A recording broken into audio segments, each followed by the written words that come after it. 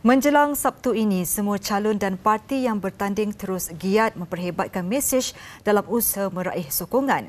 Di kawasan bandar, rata-rata yang mendapat perhatian adalah isu membabitkan kos sara hidup serta pemilikan rumah mampu milik, selain isu penyelenggaraan infrastruktur yang dilihat masih pada tahap rendah.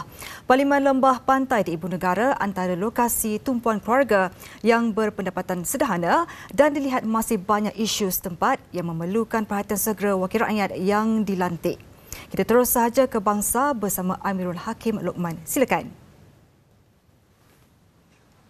Ya, Katie, jika semalam saya berada di luar bandar, pastinya isu-isu yang akan cuba dilihatkan oleh calon untuk diselesaikan ataupun didekati berbanding dengan bandar adalah sangat berlainan. Di mana di bandar segala-galanya telah ada. Namun ada juga isu-isu yang perlu dilihat dan diteliti oleh calon-calon yang bertanding di kawasan bandar untuk diselesaikan juga. Dan sepertinya di Lembah Pantai, segala-galanya sudah ada. Infrastruktur pembangunannya pesat haruslah juga ada, di mana isu membabitkan rakyat sendiri di kawasan-kawasan Lembah Pantai yang dapat saya boleh kata calon-calon ini ingin didekati untuk didengari apa yang mereka boleh buat. Jadi bersama saya adalah calon Lembah Pantai sendiri, bukan tidak asing lagi, nak kata calon muda tapi jiwa muda. Ya, Datuk, ya. Adalah Datuk Ramdan Askolani sebagai calon Barisan Nasional Lembah Pantai. Baik Datuk, melihatkan pada ketika sekarang ni, calon beberapa hari, 2 hari lagi sebelum hari mengundi, di bandar, kita memang isu miskin bandar menjadi satu perkara yang boleh dilihat apabila meskipun di dalam bandar ada juga yang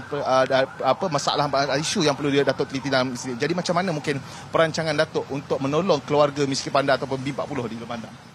Di bandar, walaupun kita rasa seolah-olah kita berpendapatan tinggi, tetapi tidak semuanya berpendapatan tinggi.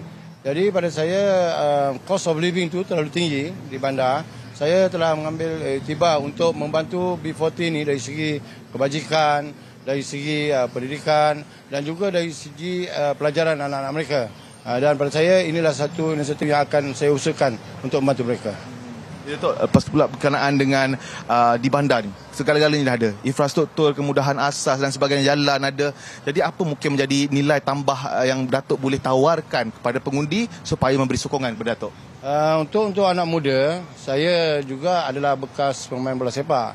Dan untuk negara, saya telah mengharukan negara. Dan saya nampak keperluan di Lembah Pantai ini iaitu prasarana sukan. Iaitu di mana insya-Allah saya tengah berilhamkan untuk mengadakan mini stadium untuk melahirkan atlet-atlet negara dan juga untuk membawa mereka ke arah reda berhubungan persahabatan perkeluargaan supaya dapat dilahirkan di situ. Yang kedua, saya juga ada perancangan untuk meneruskan UTC yang terbengkalai semasa Datuk Seri Datuk Seri Najib tempoh hari, di mana telah bila kita kalah telah dibatalkan. Jadi insya-Allah di situ kita boleh dapatkan tempat-tempat untuk perniagaan.